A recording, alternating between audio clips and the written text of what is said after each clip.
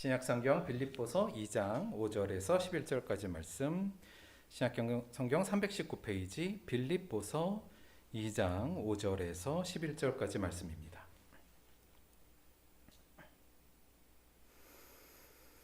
빌립보서 2장 5절에서 11절 말씀 제가 봉독하겠습니다.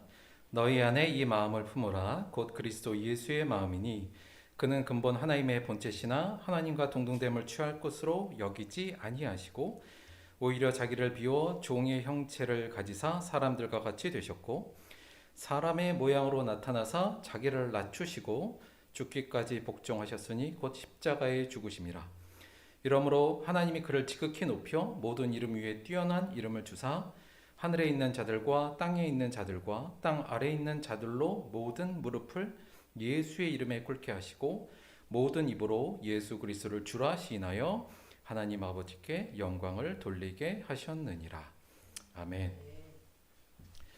오늘은 빌립보서 2장 5절에서 11절 말씀을 중심으로 해서 너희 안에 이 삶을 품으라, 이런 제목으로 하나님의 말씀 함께 나오도록 하겠습니다. 우리가 세상에는 위계라는 게 있잖아요. 위계. 그러니까 이게 지위할 때 위, 계단할 때 계예요. 그러니까 지위가 이렇게 계단식으로 되어 있다. 우리가 흔히 위계 질서 이렇게 얘기하죠. 특별한 관계를 제외하고 이 세상에는 대부분의 두 사람, 세 사람만 모여도 위계라는 것이 형성됩니다. 다들 느끼시겠습니다만 강도는 다릅니다만 그렇죠. 일반적으로 세상에서의 어떤 조직이든 어떤 공동체든 간에 위계는 보통 이런 모양을 갖고 있죠. 피라미드 모양식으로 됩니다. 그냥 대표적으로 그냥 세상의 조직이라고 할 수 있는 회사 이렇게 생각해 보면 어떤 식으로 위계가 결정되어 있냐면 이런 식이죠. 예? 사원, 대리, 과장, 부장, 이사, 상무, 전무, 그다음에 사장, 회장 이런 식으로 위계가 다 정해져 있죠. 이러한 위계에 대해서 그냥 저희는 이상하게 생각하지는 않습니다. 당연한 거죠. 그런데 이러한 조직이 이런 위계를 가지고 일을 하다 보면 자산이라는 게 생기잖아요. 그러니까 조직 안에 어떤 자산이 생기면 그 자산을 이제 배분하게 됩니다. 그렇죠? 그럼 어떤 식으로 보통 배분을 할까요? 배분의 모양은 대부분 이런 식으로 배분이 됩니다. 그렇죠? 그래서 당연히 회장님은 그러니까 그 조직이 갖고 있는 유형의 자산이건 무형의 자산이건, 그러니까 물질이건 명예나 권력이나 이런 것들이 다 회장에게 집중되고 그 밑으로 내려갈수록 점점점 적어지죠. 그렇죠? 이게 이상한가요, 여러분? 안 이상하죠. 회장님이 많이 가져가고 사원이 적게 가져가고 회장님이 명예를 갖고 권한을 가지며 사원이 적게 갖는 건 우리가 볼 때 너무나도 상식적이고 당연한 겁니다. 그런데 이 상식적이고 당연한 이러한 위계 질서 때문에 필연적으로 발생하는 게 있어요. 뭐냐면 그럼 사원은 어떻게 하고 싶을까요? 근본적으로는 계속 올라가고 싶죠. 왜냐하면 올라가야 임금과 권한과 명예가 높아지니까요. 근데 보셨지만 올라가려면 올라갈수록 뭐가 부족해요? 자리가 부족하잖아요. 그렇죠? 그럼 당연히 뭐가 생길까요? 여기서 당연히 경쟁이라는 게 생깁니다. 생길 수밖에 없죠. 모든 사람들이 다 올라가고 싶은데 더 높은 데로 자리는 한정되어 있으니 사람들끼리 경쟁을 할 수밖에 없죠.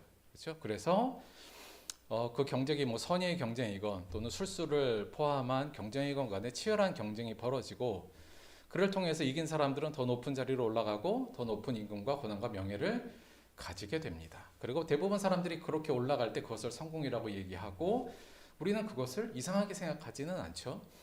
그래서 보통 회장님이 가장 많은 임금과 권한과 명예를 갖게 됩니다. 자, 회사에서는 다들 회장인 거 아니까 괜찮은데 회사 밖으로 나가면 자기가 회장인 줄 모르잖아요, 사람들이. 그러면 자기가 회장이고 자기가 이 경쟁에서 이겼다는 걸 어떻게 증명하면 돼요? 많이 받은 임금으로 좋은 차를 사고 좋은 집을 하고 명품을 두르면 되잖아요. 그렇죠? 그래서 나 경쟁에서 이긴 사람이야, 나 꽤 괜찮은 사람이야를 많이들 표현하려고 합니다. 우리가 그것을 그래서 회장님이 좋은 차 탄다고 이상하다고 생각하지 않잖아요. 성공했네. 경쟁에서 이겨서 결국은 제일 높은 곳에 올라갔네. 보통 이렇게 생각해 주지요. 이상한 것도 아니고 어찌 보면 상식이고 모든 우리 대부분이 다 인정하는 부분입니다. 여러분, 교회에도 위계가 있나요? 교회에 위계가 있을까요? 사회 조직하고는 좀 다를 수 있겠습니다만 교회도 분명히 위계라는 게 좀 존재해요. 실제로 작동을 하죠. 교회의 위계의 구조도 사실은 좀 이런 모양입니다. 그렇죠? 어떤 식이냐면 대부분 이렇게 진행되죠. 물론 여기 이제 교육자하고 평신도하고 좀 나눠지긴 합니다만 근본적으로 평신도, 집사, 안주 집사, 권사, 장로, 부교육자, 담임 목사 이런 식으로 이제 위계가 보통 정해져 있고 이 위계가 어느 정도 유지되면서 이 질서대로 움직인 것도 교회도 마찬가지 이렇게 진행이 됩니다.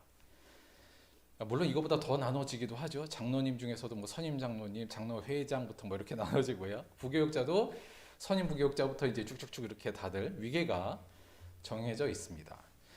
뭐 이거 이상하다고 생각하시는 분들 별로 없잖아요, 그렇죠? 그래서 장로님은 평신도 중에 더 많은 권한과 명예를 갖고 있고요. 마찬가지로 담임 목사는 부교육자보다 그리고 성도들보다 더 많은 권한과 명예와 임금도 더 많이 받는 것이 현실이고 사실입니다. 근데요, 여러분, 그러니까 다시 말하면 교회도 결국 이렇게 자산이 분배된다는 거잖아요. 똑같은 구조로. 올라갈수록 더 많은 권한과 임금과 명예를 얻게 되고 내려올수록 더 적게 된다는 거죠. 그럼 교회도 뭐가 생길까요? 당연히 경쟁이 생기겠죠. 그렇죠? 자, 근데 여기서 한번 생각해 보면 이걸 한번 생각해 보고 싶어요, 여러분. 교회도 이렇게 해도 되나요? 아주 극명히 얘기해서 여간 교회는 맨 위에 당회장이라고 하시는 담임 목사님이 제일 높잖아요. 그렇죠? 그분에게 임금과 권한과 명예가 다 집중돼요. 교회의 자산 중에. 그럼 교회 목사님이 그 자산을 받는 게 당연하다면 그걸 가지고 큰 차를, 좋은 차를 타고 좋은 집 사고 명품을 목사님이 두르고 다녀도 괜찮은 거잖아요.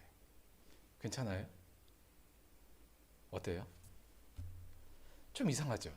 야, 우리 목사님이 300만 원짜리 시계를 타고 다니는데 이러면 이게 우리 교회도 크고 교회도 목사님이니까 그럴 수 있어라는 말이 생각도 드는데 왜냐면 그렇죠? 우리가 그런 건 상식적으로 다 세상에선 통하는 거니까.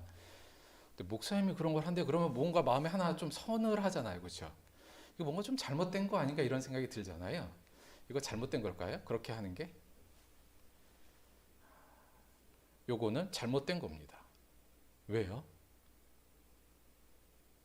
이건 말씀하고 안 맞아서 그래요.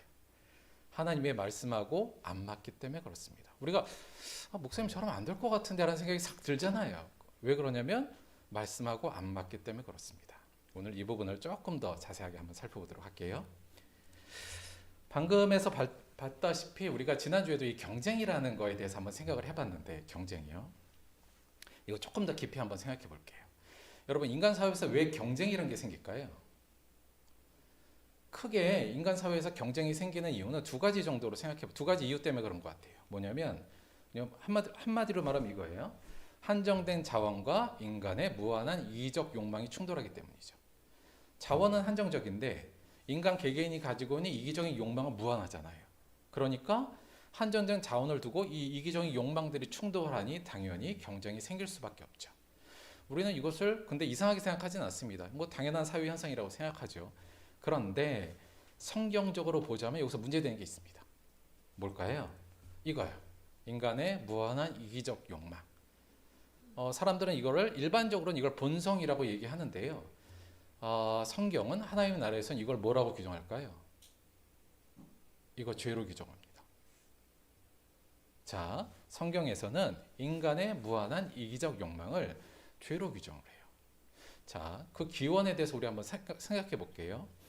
첫 인간이 죄를 지었을 때 뱀이 하와를 유혹할 때 썼던 말이 이겁니다. 너희가 그것을 먹는 날에는 너희 눈이 밝아져 하나님과 같이 되어 선악을 알 줄 하나님이 아심이라. 그렇죠? 야, 너 이거 선악과 먹으면 너 하나님처럼 되는 거야. 이걸로 유혹을 했어요. 그렇죠? 하와는 하나님의 피조물이면서 하나님과 같이 되고 싶은 무한한 욕망으로 결국 그것을 먹게 되죠. 그래서 결국은 하나님의 나라였던 에덴 동산에서 쫓겨나게 되잖아요. 그리고 나서 죄인 된 사람들이 모여서 사회를 형성하고 세계를 형성합니다. 그런데 그 세계가 어떻게 되죠? 결국은 이 무한한 이기적 욕망으로 망가지기 시작합니다. 그래서 하나님께서 이렇게 창세기 6장 11절 13절을 보면 그 세계에 대해서 이렇게 얘기하시죠. 그때 온 땅이 하나님 앞에 부패하여 포악함이 땅에 가득한지라 하나님이 노아에게 이르시되 모든 혈육 있는 자의 포악함이 땅에 가득함으로 그 끝날이 내 앞에 이르렀으니 내가 그들을 땅과 함께 멸하리라. 그렇죠? 여기서 포악하다. 그러니까 폭력을 행사한다는 거예요. 왜 폭력을 행사할까요? 경쟁에서 이기려고. 왜 경쟁해요? 자기의 이기적 욕망을 충족시키기 위해서. 따라서 최초의 이 무한한 이기적 욕망으로 발생된 죄는 결국 인간을 경쟁으로 몰아넣고 그 경쟁은 더 나아가 폭력과 압제와 여러 가지 시기와 분투, 서로의 당짓는 것 이런 것들로 만들어냈고 결국 하나님 보시기에 하나님이 처음에 생각하셨던 하나님 나라의 질서를 완전히 깨는 모습으로 인간이 갔죠. 그래서 결국 심판하시기로 결정하시고 아시는 것지만 물로 심판을 하십니다. 따라서 이 경쟁은 한마디로 말하면 인간 사이의 경쟁은 죄의 결과이기도 하고 심판의 대상이라고 볼 수 있어요. 구약적 내용으로 보면 그렇습니다. 자, 신약에서는 그럼 이 경쟁을 어떻게 볼까 한번 살펴볼게요. 지난주에도 우리가 그 빌립보서 말씀 보면서 그랬잖아요. 사도 바울이 뭐라고 그랬냐면 다툼이나 허용으로 하지 말고, 그렇죠? 거기서 우리가 다툼을 경쟁이라고 제가 번역을 드렸어요. 이 경쟁이라는 단어, 이 에이세리아라는 단어인데요. 이 에리세이아가 이 이기적 욕망 혹은 다툼, 경쟁, 보통 성경에는 다툼으로 번역되는데 이기적 욕망으로 다툼하는 게 뭐예요? 경쟁하는 거거든요. 그래서 저는 이걸 경쟁으로 번역하는 것이 조금 더 적합하지 않나 이렇게 말씀을 드린 거예요. 이 단어인데 이 단어를 성경에서 어떻게 표현하고 있는지 한번 볼게요. 갈라디아서 5장 19절에서 20절에 보면 사도 바울이 두 가지를 구분합니다. 이것은 성령의 일이고 이것은 육체의 일이야. 이러면서 두 가지를 대조시켰는데 그 중에 육체의 일은 분명하니 원수 맺는 것과 분쟁과 시기와 분냄과 당짓는 것과 분열함과. 여기선 당짓는 것으로 우리말에는 번역을 했어요. 이거 이제 경쟁, 다툼 이 단어예요. 근데 생각해 보면 이 육체의 일은 뭐냐면 결국은 경쟁함으로 인해서 발생하는 것들이에요. 경쟁을 하면 우리가 치열하게 경쟁하게 되면 뭐가 돼요? 상대를 시기하게 되고 분내게 되고 분열하게 되고 분쟁하게 되고 원수 맺게 되잖아요. 결국 이게 핵심이 돼서 육체의 일, 우리가 말하는 죄의 목록들이 줄줄이 달고 나온다 이렇게 생각할 수 있습니다. 다시 말하면 이러한 경쟁, 인간 사이의 경쟁은 육체의 일로 규정하고 있어요. 야고보서에 보면 이렇게 되어 있습니다. 그러나 너희 마음속에 독한 시기와 다툼이 있으면, 독한 시기와 다툼, 이게 뭐예요? 경쟁이잖아요, 결국. 그렇죠? 같은 단어예요. 어떤 상대를 시기함으로 다툼을 경쟁을 통해서 이겨내려고 하는 것이 있으면 자랑하지 말라. 거기서 이긴다고 할지라도 자랑하지 말라. 진리를 거슬러 거짓말하지 말라. 이건 진리를 거스르는 거예요. 이러한 지혜는 위로부터 내려온 것이 아니요 땅 위의 것이요 정욕의 것이요 귀신의 것이니 시기와 다툼이 있는 곳에는 혼란과 모든 악한 일이 있습니다. 한마디로 말하면 신약에서도 이 경쟁은 악의 목록, 죄의 목록의 핵심으로 생각하고 있고요. 결국 그건 뭐예요? 결국 심판으로 간다는 것을 이야기하고 있습니다. 따라서 우리가 생각할 때 경쟁? 그거 뭐 이 세상 사람들이 다 하는 거 아니야? 경쟁 당연히 없는 세상이 어디 있어? 이 세상은 경쟁하는 거지. 그리고 위계가 없는 사회가 어디 있어? 이 세상은 다 경쟁을 통해 위계를 이루어내는 거지. 그게 세상이지. 이렇게 생각하잖아요. 그러나 그것이 곧 이 세상인 건 맞으나, 현재 우리의 실상인 건 맞으나 그것이 하나님이 이 땅을 창조하신 질서는 아니며 오히려 죄로 인하여 망가진 세상의 가장 두드러진 현상이 바로 이 경쟁을 통한 위계 질서다, 이렇게 볼 수 있다는 겁니다. 따라서 교회는 어떻게 해야 돼요? 이것을 깨야 되는, 이 구도를 깨야 되는 사명이 실제로 있는 거예요. 어떻게 우리가 이걸 깰 수 있을까요? 오늘은 이 부분에 대해서 오늘 본문 말씀을 통해서 한번 알아보려고 합니다. 자, 오늘 말씀 되게 유명한 말씀이에요. 사실 빌립보서 오늘 2장 5절에서 11절이 따로 우리가 그리스도 찬가라고 따로 타이틀을 붙여서 이야기하는 본문입니다. 이 본문 예전에도 말씀을 한번 드렸는데 요 본문이 특별히 특별한 건 뭐냐면 이건 그냥 단순히 바울의 어떤 말 중에 하나, 물론 그 말 중에 하나이기도 한데요. 많은 학자들의 연구에 의하면 당시 초대교회가 늘 암송하던 예수 그리스도에 대한 찬양의 내용이에요. 그러니까 교회가 공통적으로 늘 외치고 있던 예수 그리스도에 대한 고백이 바로 이 구절이라는 겁니다. 그걸 지금 사도 바울이 끌어들인 거라는 게 대부분의 학자들이 인정하는 부분이에요. 그러니까 당시 초대교회 사람들은 예배 때 우리가 주기도문이나 사도신경 암송하듯이 예배 때 이 그리스도의 창과 이 내용을 예배 때 늘 함께 외우고 암송하고 마음에 담았다 이렇게 볼 수 있습니다. 그러니까 초대교회를 움직였던 어쩌면 핵심적인 원리라고도 우리가 볼 수 있는 거죠. 그만큼 그런 의미에서 굉장히 중요한데요. 한 절 일단 보면 5절 너희 안에 이 마음을 품으라 곧 그리스도 예수의 마음이죠. 우리 많이 들어본 부분이잖아요. 그런데 저는 개인적으로 이 번역이 되게 마음에 듭니다. 되게 좋은데 조금 더 직역하고 조금 더 의미를 조금 더 부여해서 이렇게 번역해 봤어요. 너희 안에 이것을 품으라 곧 그리스도 예수의 삶이니. 완전히 직역하면 너희 안에 이것을 품으라 곧 그리스도 예수의 이것이니예요. 그리고 나서 이것이 뭔지를 6절, 7절, 8절부터 쭉 이렇게 설명을 합니다. 그런데 그 내용이 단순히 마음이라기보다는 마음과 태도가 함께 있는 부분이라서 저는 그냥 삶으로 번역하는 게 조금 더 맞는 것 같아요. 그래서 사도 바울이 지금 빌립보 교회한테 뭐라 그러냐면 너희 안에 이것을 품으라 곧 그리스도 예수의 삶이니 이거예요. 예수 그리스도의 삶을 품으라는 얘기잖아요. 자, 그러면 품어야 할 예수 그리스도의 삶은 무엇이었느냐가 6절, 7절, 8절, 9절, 10절, 11절 이렇게 쭉 나오는 거예요. 쭉 보시면 그는 근본 하나님의 본체시나 하나님과 동등됨을 취할 것으로 여기지 아니하시고 오히려 자기를 비어 종의 형체를 가지사 사람들과 같이 되셨고 사람의 모양으로 나타나사 자기를 낮추시고 죽기까지 복종하셨으니 곧 십자가에 죽으심이라. 이러므로 하나님이 그를 지극히 높여 모든 이름 위에 뛰어난 이름을 주사 하늘에 있는 자들과 땅에 있는 자들과 땅 아래에 있는 자들로 모두 무릎을 예수의 이름에 꿇게 하시고 모든 입으로 예수 그리스도를 주라시나요 하나님 아버지께 영광을 돌리게 하셨느니라. 주의해서 잘 읽어보면 여기에 큰 구도가 하나 있는 것을 보이실 거예요. 어떤 구도냐면 이런 구도예요. 이런 구도. 하나하나 볼게요. 처음에 예수님이 어떤 분이에요? 그는 하나님의 본체, 하나님과 동등한 분이었어요. 그렇죠? 근데 그분이 어떻게 해요? 그 자신이 가장 높은 곳에 있는데 그가 취할 모든 자산들을 다 버리시고 권한을 다 버리시죠. 그래서 동등됨을 취할 것으로 여기지 않고 자신이 갖고 있던 마땅히 누려야 할 자산들을 다 버리시고 그 권한을 버리시고 어떻게 해요? 오히려 자기를 비워서 뭘로 가요? 종의 형체를 가져요. 그렇죠? 그래서 사람과 같이 되셨고 사람의 모양으로 나타나시죠. 그리고는 자기를 또 낮추시고 죽기까지 복종하시고 결국 십자가에 달려 죽으십니다. 가장 높은 곳에 계셨던 분이 가장 맨 밑으로 내려오잖아요. 그렇죠? 자신이 마땅히 느껴야 할 고난, 자신이 마땅히 받아야 할 고난과 모든 자산을 다 포기하고 제일 적은 자산이 아니라 오히려 자신의 모든 것을 다 내어놓는 데까지 내려가십니다. 그게 예수님의 삶의 모양이라고 지금 기술하고 있죠. 그랬더니 이번엔 누가 올려요? 하나님이 예수님을 올려줍니다. 그렇죠? 하나님이 높여, 그렇죠? 하나님이 높여 어떻게 해요?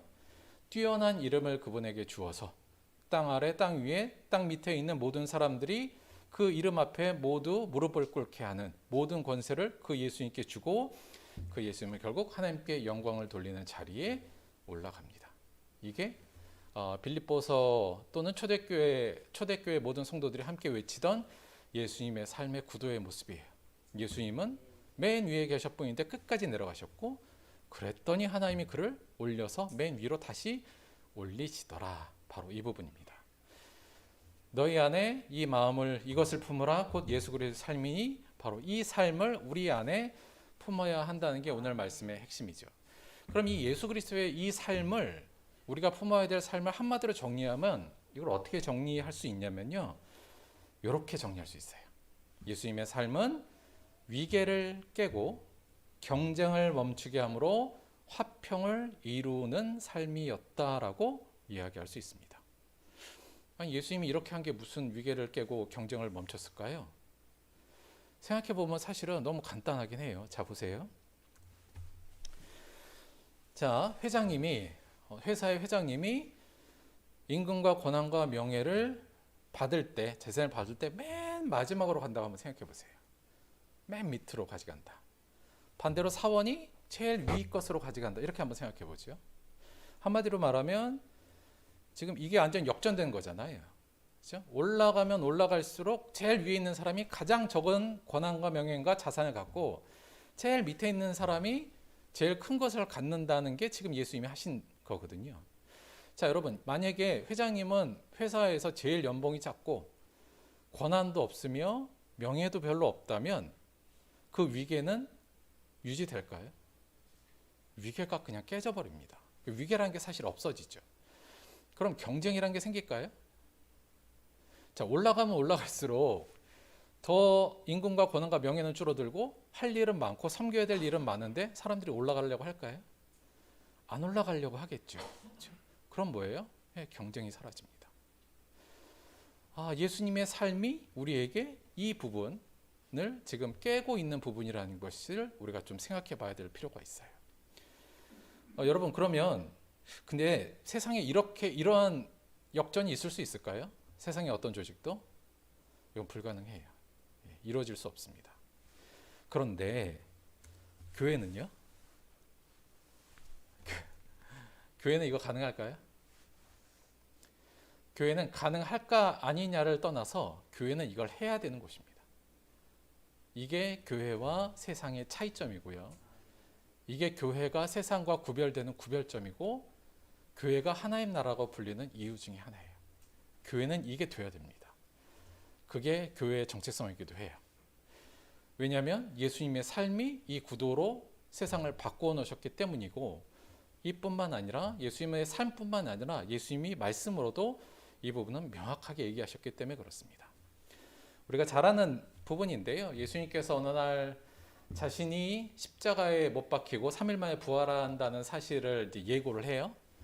근데 그 얘기가 끝나자마자 한 여인이 예수님의 12제자 중에 2명, 자기 아들 2명을 데리고 예수님께 옵니다. 그때 세베대의 아들의 어머니가 그 아들들을 데리고 예수께 와서 절하며 무엇을 구하니? 야고보와 요한이에요. 예수께서 이르시되 무엇을 원하느냐? 이르되 나의 이 2 아들을 주의 나라에서 하나는 주의 우편에 하나는 주의 좌편에 앉게 명하소서. 이렇게 얘기를 해요. 모든 어머니들은 다 공감하시는 부분이긴 하죠. 그랬더니 예수께서 대답하여 이르되 너희는 너희가 구하는 것을 알지 못하는도다. 내 옆자리에 앉는 게 뭔지를 네가 잘 모르나 봐. 지금 이렇게 얘기하는 거죠. 내가 마시는 자를 너희가 마실 수 있느냐? 이렇게 한 거예요. 그들이 말하되 할 수 있나이다. 이르되 너희가 과연 내 잔을 마시려니와 내 좌우편에 앉은 것은 내가 주는 것이 아니라 내 아버지께서 누구를 위하여 예비하셨든지 그들이 얻을 것이니라. 이렇게 얘기를 해요. 그랬더니 어떻게 해요? 24절 10제자가 듣고 그 2 형제에 대하여 분이 여기거늘. 그렇죠? 예수님의 12제자도 지금 뭘 지금 경쟁하고 있어요?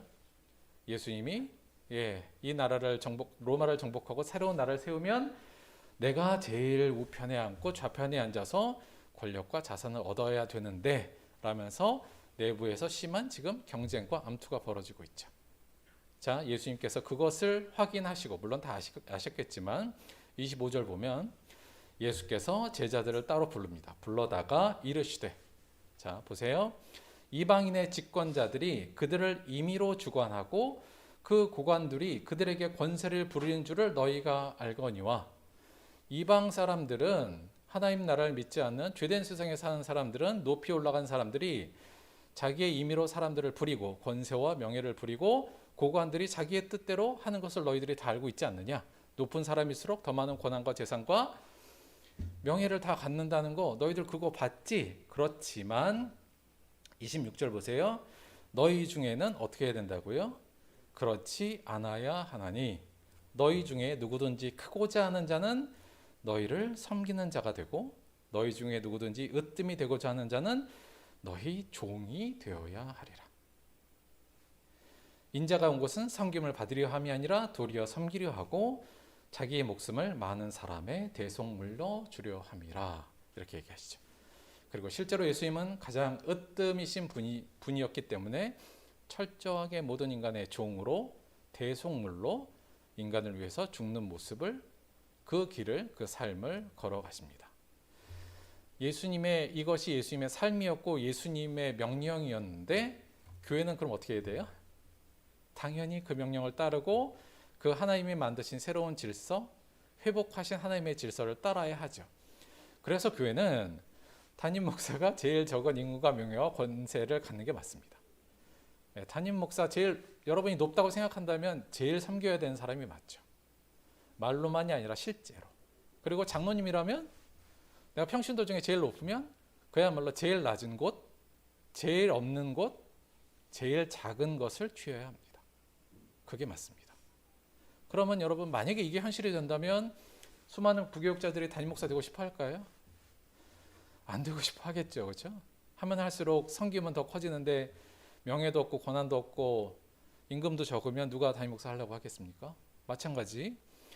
장로가 제일 어렵고 힘든 일이면 제일 낮은 곳에 가고자 하고 권한과 책임도 없고 명예도 없다면 나 어느 교회 장로야 이런 거 없다면 누가 장로를 하려고 하겠습니까? 올라가려고 하지 않겠죠.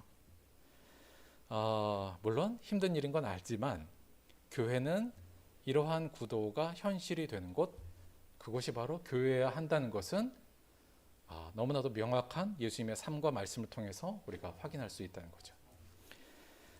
이걸로 다시 좀 정리할게요. 저희가 지금 몇 주 동안 보는 부분이죠. 세상 나라는 한마디로 이렇게 정의할 수 있어요. 위계와 경쟁의 질서가 지배하는 곳, 그리고 결국 이 세상은 결국 이것이 죄이기 때문에 하나님의 관점에서 분명히 죄를 통하여 심판을 받을 겁니다. 하나님의 나라는 이거와 상반되게 평등과 서로 존중이 이루어지는 세상이고요. 화평을 하는 것이 최고의 질서인 곳이 바로 하나님의 나라입니다. 이것을 성경에서는 의라고 표현하고요. 그 의는 우리를 구원으로 이끌어주는 겁니다. 자, 우리가 세상의 나라의 시민으로 살고 있다가 심한 위계와 경쟁의 질서 속에서 이기기 위해서 열심히 살다가 예수를 믿고 예수를 위해서 구원받았다는 것, 예수를 통해서 구원받았다는 것은 우리가 이제 요 경계선상에서 갔다가 넘어서 하나님 나라의 시민으로 가는 거라고 말씀을 드렸잖아요. 대부분 우리가 경계선에서 굉장히 고민하는데 결국 경계선상에서 일로 넘어가면 뭐가 필요하냐? 믿음이 필요하다는 얘기를 드렸었고요. 보이지 않는 가치니까 하나님의 가치는 대신에 위계와 경쟁을 통해서 얻어낸 획득된 가치들은 눈에 너무 많이 보이잖아요. 돈도 권한도 명예도 다 눈에 보이는 거니까 여기에 관심을 갖는데 보이지 않는 하나님의 말씀의 가치, 그것을 보는 게 믿음이라고 말씀을 드렸고요. 소망을 가져야 된다. 무슨 소망이요? 내 몸을 통해서 그리스도가 존귀케 되는 소망을 마음에 품을 때 이게 가능하다. 하나님 나라의 시민으로 제대로 사는 거요. 또 한 가지, 하나님의 나라의 시민으로 사는 것, 이 질서를 받들고 사는 것이 곧 우리의 구원의 증거라는 사실을 좀 알아야 된다는 말씀도 좀 드렸고요. 지난주에는 우리가 정말 이렇게 살려고 할 때, 정말 세상 나라의 질서를 버리고 그것을 깨고 하나님 나라의 질서대로 살려고 몸부림칠 때 참 하나님의 격려와 위로가 우리에게 온다. 그리고 그것을 받을 때 우리가 더욱더 힘을 내서 하나님 나라의 시민으로 이 땅을 살아낼 수 있다. 이렇게 말씀을 드렸어요. 오늘 여기서 하나 플러스 더 할게요. 우리가 하나님의 나라의 시민으로 정말 제대로 살아보려면 꼭 뭘 품어야 돼요? 우리 안에 예수 그리스도의 삶을 품는 게 꼭 필요합니다. 예수 그리스도의 삶, 가장 높은 곳에 계셨던 분이 가장 밑으로 내려감으로써 깨트렸던 세상의 위계와 세상의 경쟁의 질서를 깨는 그러한 예수님의 삶에 가치를 부여하고 내 삶도 그 삶을 쫓아가겠다는 마음, 그것을 품을 때 우리는 하늘나라의 시민으로, 하나님 나라의 시민으로 또 이 땅에 온전한 그리스도인으로 살아갈 수 있을 겁니다. 정리해 볼게요. 너희 안에 이것을 품으라. 곧 그리스도 예수의 삶이니.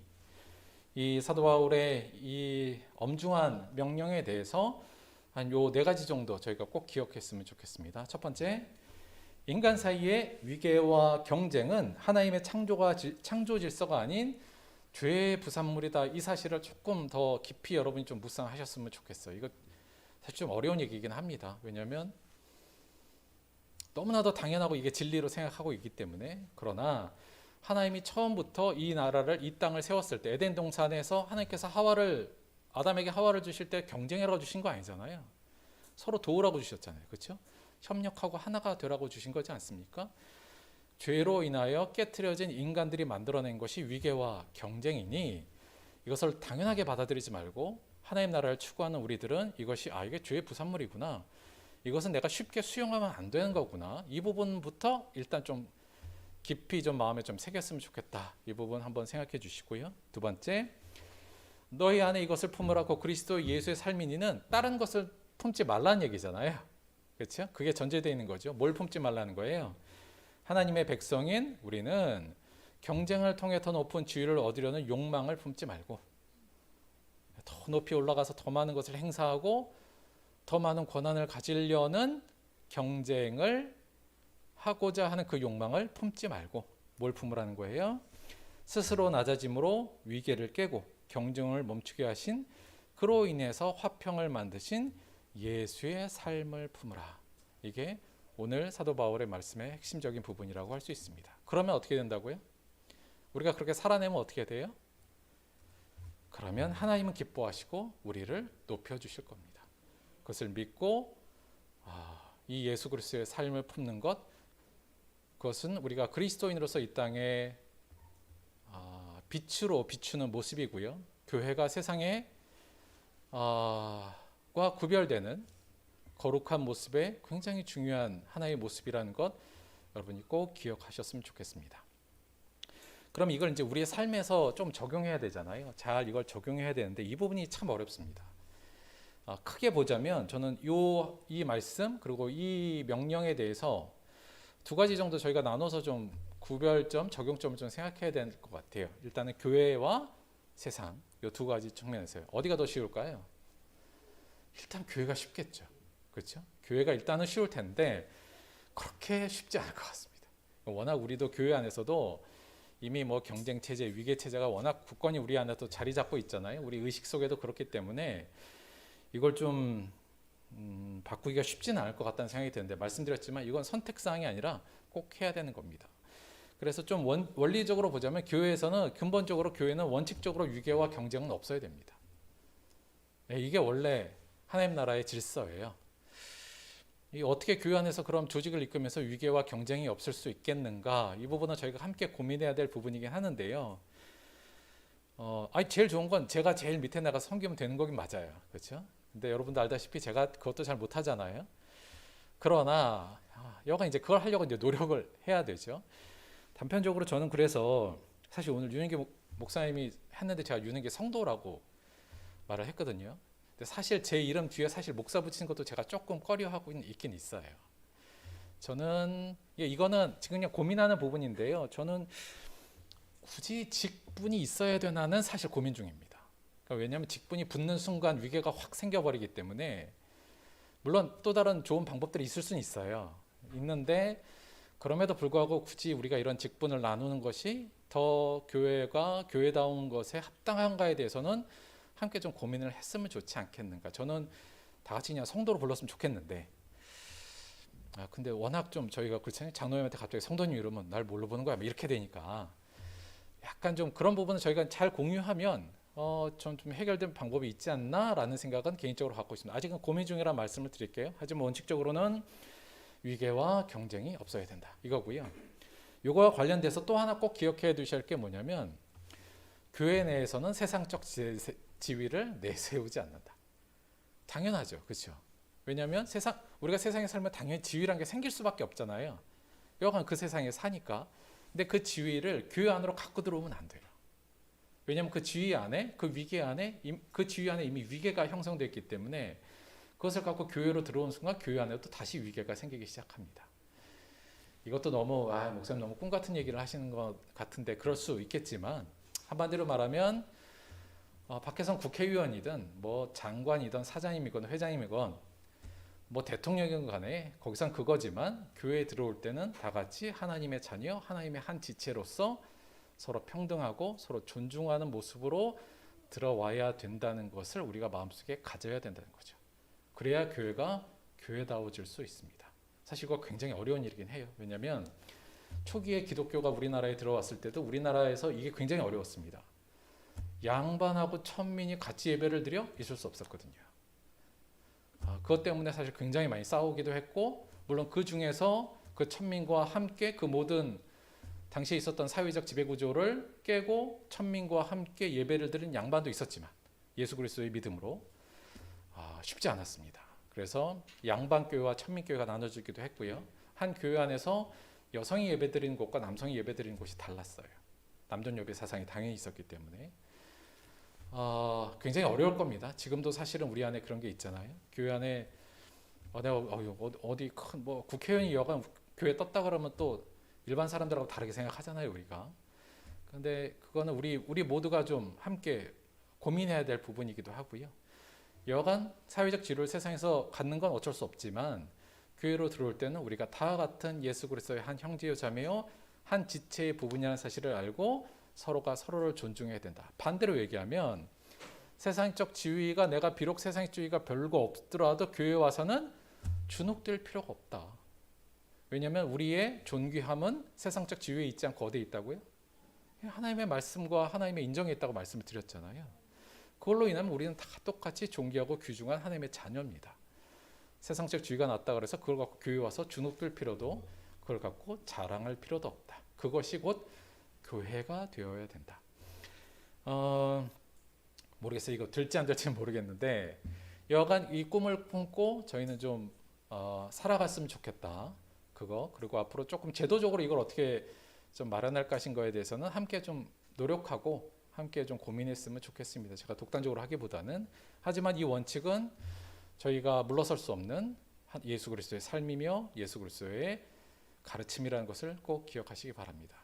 그럼 세상에서는 어떻게 적용할 거에 대해서 사실 개인적으로 고민을 많이 했는데 결정적으로 제가 세상 조직 안에 들어있질 않아요. 그렇잖아요. 그러니까 여러분에게 이래는 게 좋겠다 저렇게 좋겠다가 이게 좀 주제 넘는 이야기가 될 수 있을 것 같다는 생각이 들어서 물론 개인적으로 뭐 생각하는 세상에서 이걸 어떻게 적용할 것인가에 대해서는 고민은 좀 있지만 이건 여러분이 조금 더 그것도 여러분의 또 세상 안에서의 상황도 다 다를 거기 때문에 제가 뭐 이래라 저래라 말하기는 좀 그런데요. 그건 여러분이 좀 개인적으로 고민하셨으면 좋겠습니다.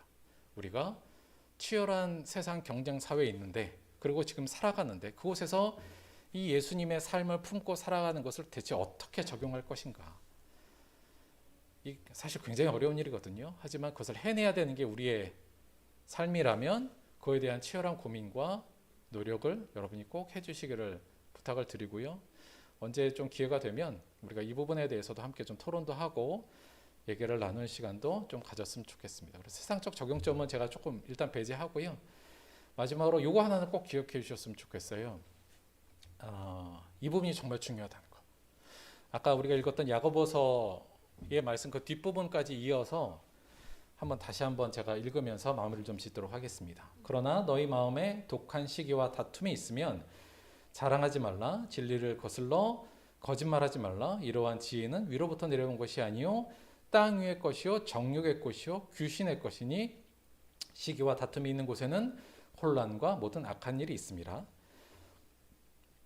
오직 위로부터 난 지혜는 그와 대조되는 위로부터 난 지혜는 첫째 성결하고 다음에 화평하고 관용하며 양순하며 긍휼과 선한 열매가 가득하고 편견과 거짓이 없나니 화평하게 하는 자들은 화평으로 심어 의의 열매가 뭐예요? 구원이죠. 구원을 거두느니라.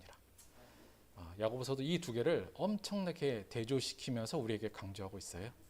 우리가 시기와 다툼, 경쟁으로 이 땅을 살아가는 것이 아니라 화평, 피스메이커로 우리가 이 땅을 살아가는 것, 그것이 하나님 보시기에 아름다우며 그것이 곧 우리에게 의의 열매를 거두온다는 이 아주 날카로운 대조가 우리 마음에도 좀 각인되어서 우리가 이 부분에 대해서 더욱더 고민하고 우리 안에 예수 그리스도의 이 삶을 품음으로 어찌 보면 죄의 부산물로 있는 현재의 세상의 경쟁과 위계의 질서를 여러분의 삶의 현장에서 조금이라도 금이 가게 하거나 깨트리는 모습으로 여러분이 살아가게 된다면, 우리가 만들어가게 된다면 하나님의 나라가 가깝게 오는, 그리고 그것이 곧 하나님의 나라의 빛이 비추는 곳으로 우리가 만들 수 있을 것이라고 생각합니다. 마지막으로 예수님의 말씀으로 마무리 짓죠. 화평케 하는 자는 복이 있나니 그들이 하나님의 아들이라 일컬음을 받을 것이며. 함께 말씀 생각하시면서 잠깐 기도하는 시간 갖도록 하겠습니다.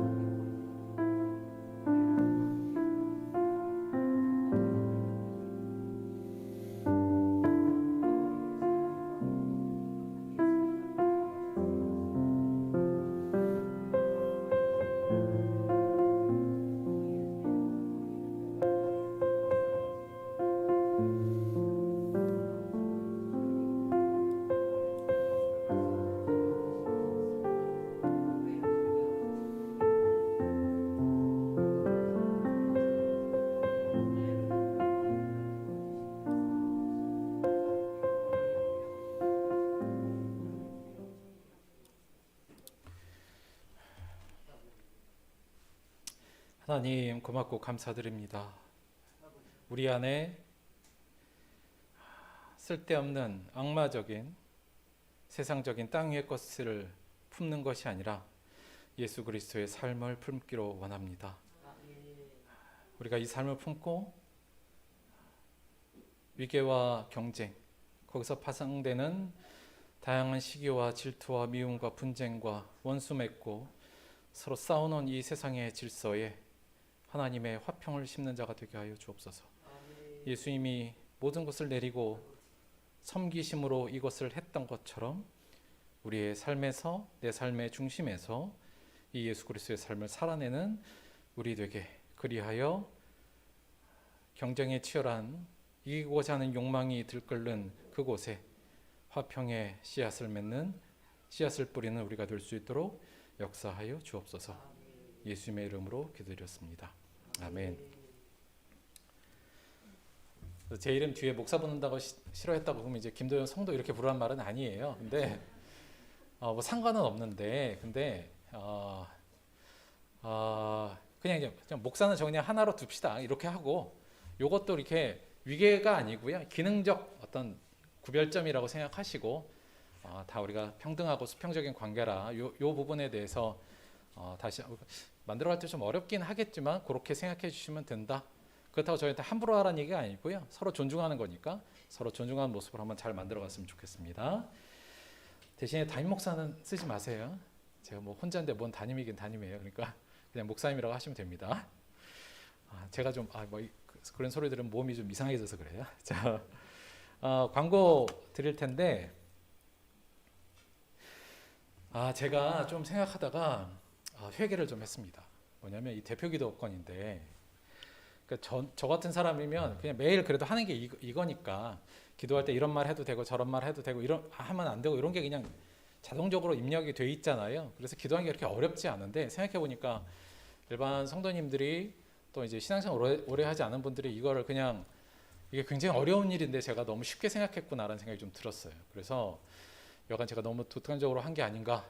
그래서 일단 사과의 말씀을 좀 드립니다. 일단은 교회에 대해서, 기도에 대해서 좀 열심히 가르치고 교육이라도 한 다음에 해야 되는데, 제가 그냥 저는 한 2년 정도 여간 제가 기도를 했으니까 이정수 목사님하고 그 정도면 됐다 싶었는데, 제가 좀 생각이 좀 짧았던 것 같아요. 그러나 이미 엎질러진 물 어떡하겠습니까? 그냥 하면서 배워야죠. 그래서 여간 굉장히 어려운 일은 맞다. 그 부분은 말씀을 좀 드리고, 오늘 목사님이 좀 너무 길게 했어요. 죄송해요. 좀 짧게, 이거보다 더 짧게. 그래서 잘 써오셔서 그렇게 해주시라는 말씀. 그러니까 목사님처럼 할 필요도 없고 저처럼 할 필요도 없긴 한데요. 근데 너무 고민되시면 기본적으로 제가 요 4가지 정도 내용 넣어서 보통 기도를 해요. 그러니까 처음에는 성부, 성자, 성령 하나님에 대한 감사와 결단을 넣고요. 회개가 있으면 고백을 하고, 또 사실 저는 우리 이제 말씀 잊어버리지 않기 위해서 지난주 말씀을 요약해서 한 번 더 이야기를 보통 했었고요. 다들 기억하시겠지만 그 다음에 특별한 세상적 이슈가 있으면 그에 대한 요청, 없으면 오늘 예배에 대한 요청 및 각오, 이렇게 정도만 넣으셔도 되거든요. 그래서 꼭 이렇게 안 하셔도 되지만 정 막막하면 이렇게 하시고, 정 힘들다 그러시면 어떻게 하라고요? 저한테 SOS 치면 제가 그냥 기도할게요. 너무 그거 걱정하지 마시고 이렇게 하시기 바랍니다. 그래서 오늘은 다행히 윤영기 목사님께서 잘 해주셨고요. 감사드리고, 자 이제 다음 순서를 정해야 되는데, 이걸 제가 고민을 많이 했어요. 많이 했는데, 예수님이 이제 승천하시고 나서 제자들이 모였는데 가룟 유다가 죽었잖아요. 제자가 한 명 빈 거예요. 그 제자를, 새로운 제자를 하나 뽑아야 되는데, 그때 쓴 방법이 뭔지 아세요? 제비뽑기입니다. 여러분, 제비뽑기가 왜 좋은 거냐면 이 제비뽑기로 하면 위계와 경쟁이 없어요. 그렇죠? 제비를 뽑았으면 특별히 위계가 없어요. 그렇죠? 위계라는 건 쟤는 잘났으니까 이거야 해야 위계가 생기지, 제비를 뽑혔어? 그럴 땐 위계가 안 생기고요. 따라서 경쟁도 없습니다. 굉장히 좋은 방법이에요. 그래서 저희도 제비뽑기로 하는 건데, 일단 저희가 6월달, 근데 아이들은 제가 그냥 빼기로 했어요. 성인들만 하자. 아이들한테 너무 큰 부담을 주는 거. 사실은 저희가 모두 다 동등하다는 의미로 저는 아이들도 다 넣고 싶었는데, 다들 너무 힘들어하니까 그거는 일단 빼고, 아이들 빼고 성인들 위주로만 구성을 했습니다. 그래서 오늘 잠시만요. 자, 6월달 기도할 사람 뽑도록 하겠습니다. 6월달 기도할 사람. 자, 그리고 나는 정말 안 되겠어요 하신 분 뺐어요. 연락이 따로 와서. 그래서 그분들은 여러분 연락을 안 하셨어요. 그래서 다 집어넣었어요. 혹시 자기 이름 빠져나 한번 보세요. 웬만하면 다 있을 겁니다. 자, 거꾸로 갈게요. 6월 26일 기도 선정합니다. 자, 시작.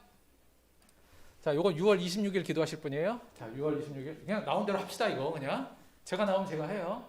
윤 목사님 뺐어요. 자, 6월 16일 정경수 축하드립니다. 자,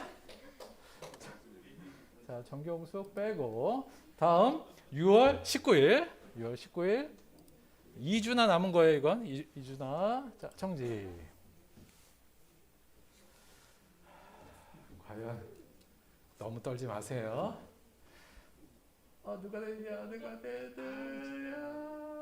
아이 큰일 났다. 자, 사모님이 6월 12일 날 다 정시네. 그냥 여기 정경호 나오면 딱인데. 자, 죄송합니다. 마지막 다음 주. 자, 이제 다음 주예요.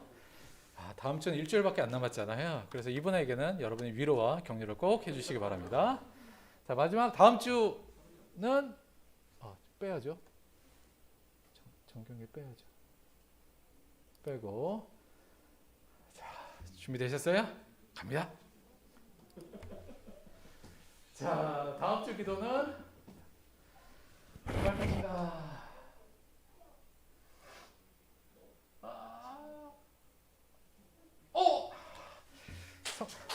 성빈이에게 우리 위로와 감사의 박수 한번 먼저 드릴게요. 다음 주는 성빈이가 하도록 하겠습니다. 그래서 조성빈, 정경애, 정경숙 순서로 제가 그래서 이게 너무 첫 번째 걸린 사람은 너무 힘들잖아요. 그래서 작은 선물도 하나. 그러면 그래요? 누구? 일단 그럼 성빈이 좋아. 일단 성빈이 하고 한 번 더 뽑죠 그러면.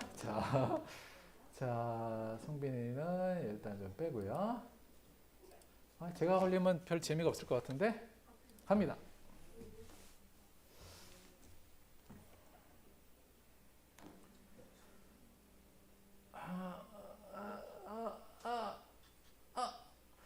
좀 재미없네.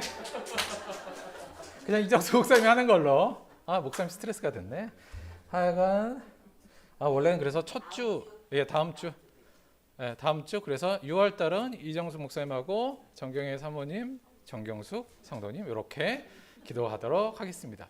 사실은 맨 처음 걸리신 분은 위로 차원에서 제가 선물을 주려고 그랬는데 이정수 목사님이라 빼도록 하겠습니다. 사모님 왜요? 사모님 빼라고? 여하간 자, 7월은 6월 마지막 주에 다시 제비로 뽑을게요. 아쉬우신 분들은 그때를 기대해 주시기 바랍니다. 이렇게 기도하도록 하겠습니다. 잘 준비해 주세요. 감사합니다. 그리고 저희 끝난 다음에 저희 나의 선택 일지 쓰신 분들은 제출해 주시면 돼요. 안 쓰신 분들은 부담 없이 그냥 가셔도 됩니다. 너무 걱정하지 마세요. 하여튼 쓰신 분들은 내고 가시면 되겠습니다. 수고하셨고요. 우리 제가 봉헌기도 하고 그다음에 주기도문 합독하고 끝나면 패배송 할 때 묵상기도 하시고 끝내도록 하겠습니다. 기도할게요. 하나님 아버지 고맙고 감사드립니다. 예수 그리스도께서 모든 것을 내려놓으심으로 더 나아가 자신의 모든 것을 주심으로 이 땅에 하나님의 나라의 질서를 세우시고 그 썩어진 씨의 열매로 우리를 낳아주시니 고맙고 감사합니다. 이제 우리가 또 이 땅에 떨어져 썩어 하나님의 나라에 꽃을 피우기 위해 노력하오니 예수의 삶을 본받아 우리도 위계와 경쟁의 사회에서 화평과 서로 존중해 하나님의 나라의 질서를 살아내는 자들로 변화시켜 주옵소서. 오늘 주님의 말씀 또 주님이 주신 애 감사하여 나를 비우는 결단으로 주님 앞에 헌금 드렸습니다. 그 비움에 하나님의 아름다운 열매가 맺게 하여 주시고 그 비움의 씨앗이 심기운 곳에 하나님의 은혜와 하나님의 질서가 또 꽃피울 수 있도록 도와주옵소서. 예수님의 이름으로 기도드렸습니다. 아멘. 다 함께 주기도문 합독하도록 하겠습니다. 하늘에 계신 우리 아버지여, 이름이 거룩히 여김을 받으시오며 나라가 임하시오며 뜻이 하늘에서 이루어진 것 같이 땅에서도 이루어지이다. 오늘 우리에게 일용할 양식을 주시옵고 우리가 우리에게 죄 지은 자를 사하여 준 것 같이 우리 죄를 사하여 주시옵고 우리를 시험에 들게 하지 마시옵고 다만 악에서 구하시옵소서. 나라와 권세와 영광이 아버지께 영원히 있사옵나이다. 아멘.